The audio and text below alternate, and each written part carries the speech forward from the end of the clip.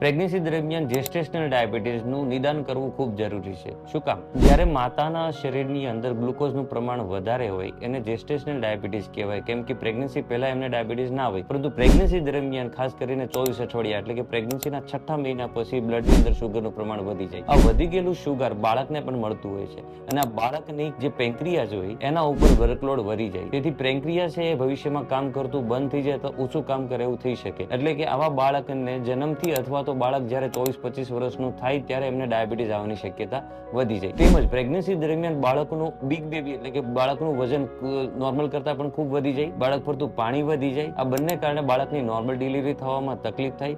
તેમજ માતાને સિઝેરિયન આવવાની શક્યતા વધી જાય.